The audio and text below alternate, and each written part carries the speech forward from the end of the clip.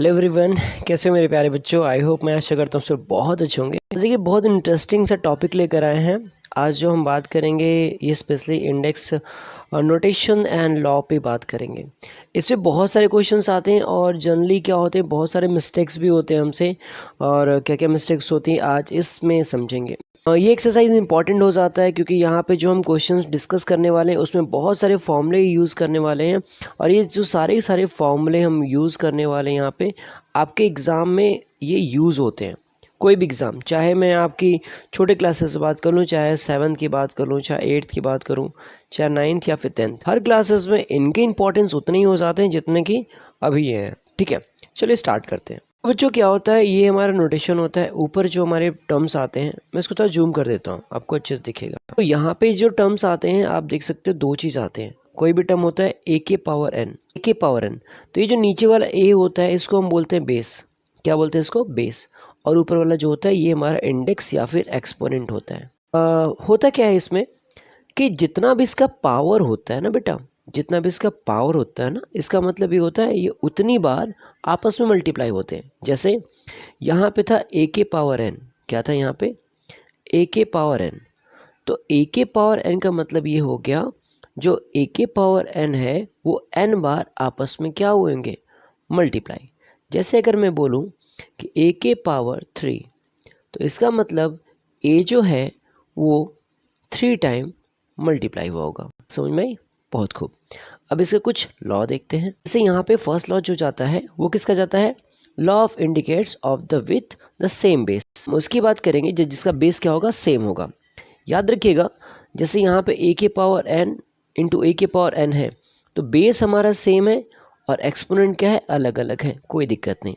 तो इसमें क्या होता है? ए के पावर एम एन हो जाता है, एम प्लस एन। इसी तरीके से जब ए के पावर एम डिवाइड करके ए के पावर एन करेंगे, बेस दोनों के सेम है, तो ये हो जाएगा ए के पावर एम माइनस एन। यहाँ पे ए के पावर एम के पावर एन है, तो ये हो जाएगा ए के पावर एम एन। यहाँ पे ए बी के पावर एन है। ये देखिए, ये distribution law of index with the same index. It means जब पावर सेम हो और ये अलग अलग टर्म्स हो, तो ये हो जाते हैं ए के पावर एन और बी के पावर एन। और अगर ये ऐसे भी लिखे तो हम इसको ऐसे भी लिख सकते हैं, ए बी के पावर एन। ठीक, दोनों टर्म्स क्या है हमारे? बिल्कुल सही हैं। उसी तरीके से आप यहाँ देख सकते हो, ए बी के पावर एन है, तो ये ए के पावर भी एन हो जाएगा और बी के पावर भी एन हो जाएगा। ठीक, तो इंडेक्स की बात करते हैं तो याद रखिएगा, किसी भी नंबर के पावर अगर 0 है तो उसकी वैल्यू 1 होगी। जैसे यहाँ ए था, अब ए की जगह मैं अगर मान लीजिए 1000 भी रख लेता हूँ और इसके पावर मैंने 0 किया, तो इसकी वैल्यू कितनी आएगी? 1 ही आएगी। ठीक, आगे देखते हैं। नेगेटिव इंडेक्स देखिएगा, नेगेटिव क्या होता है? अगर ए के पावर माइनस एन दिया हुआ है, ए के पावर माइनस एन दिया हुआ है, तो क्या हो जाएगा? 1 अपॉन ए के पावर एन। और अगर ये इस तरीके से 1 अपॉन ए के पावर एन दी माइनस एन दिया है, तो ये जब ऊपर जाएगा तो ए के पावर एन हो जाएगा प्लस में। ठीक, इस तरीके का ये जो रूट होता है ना बेटा, ये जो रूट एक्चुअली इसकी वैल्यू हुई होती है किसी भी नंबर के पावर 1/2। क्या होता है? 1/2। ये यही चीज़ है। और यहाँ से एम एन हो गया, तो एम तो इसके साथ हो जाएगा, एन रूट में बाहर चला जाएगा। ठीक, बात समझ में आनी? चलिए, बहुत खूब। आगे बढ़ते हैं, आगे बात करते हैं। जैसे यहाँ पे हमने बात किया था डिस्ट्रीब्यूशन लॉ का। अब देखिए, ये सब इंडेक्स के ही टर्म्स हैं। सॉरी, ये सारे इंडेक्स के टर्म्स हैं और इसी के अकॉर्डिंग हम क्वेश्चन को सॉल्व करेंगे। जैसे यहाँ मेरा रूट ए बी है, क्या है? Root A B. तो ये क्या हो जाएगा? Root A into root B. और यहाँ in root of A B है अपॉन ए अपॉन बी, तो ये ऊपर का भी रूट हो जाएगा और नीचे का भी रूट हो जाएगा।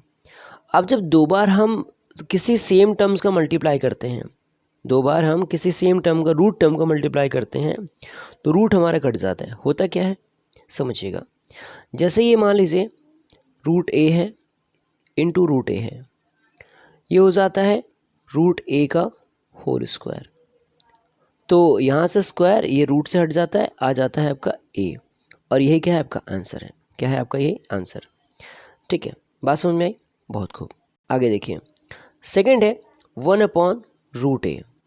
ये 1 अपॉन रूट ए को हमने कुछ किया, खास नहीं किया है। ये रूट ए अपॉन ए आया कैसे, ये देख लो। 1 अपॉन रूट ए है ना, क्या करना है आपको? रूट ए से ऊपर और रूट ए से नीचे मल्टीप्लाई कर दीजिए। तो ऊपर वाला तो रूट ए ही आ जाएगा, नीचे वाला क्या हो जाएगा? ये आपका ए आ जाएगा। जैसे अभी मैंने दिखा था रूट ए का मल्टीप्लाई ए आ जाता है। या रिलेशनशिप डिमोन्स्ट्रेशन, ये बहुत इंपॉर्टेंट चीज़ है, इसको आप अच्छे से याद रखिएगा, बहुत इंपॉर्टेंट चीज़ है। अगर कभी ऐसा केस आ जाए कि आपका ऊपर इस तरीके का हो, ठीक, क्या हो, 1/a+-b, तो इसका जो रोटेशनल होता है वो क्या हो जाता है, ऊपर भी हम देखिए साइन बिल्कुल चेंज कर देते हैं, बिल्कुल चेंज कर देते हैं। अगर पहले प्लस होगा तो माइनस कर देंगे, और बाद में माइनस होगा तो पहले प्लस कर देंगे, ठीक, और नीचे वाला माइनस में ही रहेगा। सेम वो इसके साथ भी वही केस है, ठीक। तो ये चीज़ थोड़ा सा याद रखिएगा, बहुत इंपॉर्टेंट हो जाता है ये चीज़। अब यहाँ पे सेम चीज़ है, थोड़ा सा यहाँ पे मैंने उसको और क्लेरिफाई करने के लिए ऐसा ले लिया है, आप देखिएगा सेम चीज़ है। प्रोडक्ट रूल के बारे में बात करें, प्रोडक्ट रूल क्या हो रहा है कि सर अगर बेस सेम है, देखिए इसका भी बेस सेम है और इसका भी बेस सेम है, तो एक्सपोनेंट क्या होते हैं, जुड़ जाएंगे। एक्सपोनेंट क्या होंगे, जुड़ जाएंगे।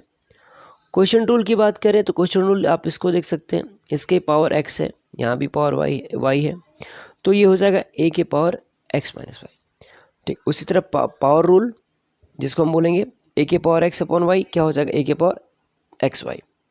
Power of the product rule, ये ए बी के पावर x, तो ये भी a का भी x हो जाएगा और b का भी x हो जाएगा, दोनों का। और पावर ऑफ फ्रैक्शन रूल, मतलब ए बी के पावर x है, तो ये a का भी x हो जाएगा और b के पावर भी x, ठीक। बात समझ में आई ना। अब ये सारी चीज़ें मैंने ऑलरेडी आपको बता रखा है, ठीक। तो देखो एक्सपोनेंट में मेन यही सारी चीज़ें जाननी थी, इनका यूज़ कैसे करते हैं, ठीक। तो अभी मैंने यहाँ पे इसके जो फॉर्मूले थे, पूरा एक्सपोनेंट मैंने आपको समझा दिया, इसका पूरा आपका जो फॉर्मूला था वो मैंने करा दिया। अब आपको ज़्यादा कुछ नहीं करना, अब आराम से आप जाइए, इसको 1-2 बार इसको वीडियो और देखिए और कुछ मैथ्स के क्वेश्चन उठाइए और इस पर सॉल्व कीजिए। आई एम डेफिनेटली श्योर कि मैक्सिमम क्वेश्चन आपके क्या हो जाएंगे, बड़े आराम से सॉल्व हो जाएंगे। और ये फॉर्मूले याद रखना बच्चों, बहुत लॉन्ग टाइम तक आपको याद आने वाला है, बहुत ज़रूरत पड़ेगी इस फॉर्मूले की, ठीक है। तो चलिए मिलते हैं नेक्स्ट एग्ज़ाम में, नेक्स्ट वीडियो में, तब तक के लिए जय हिंद साथियों।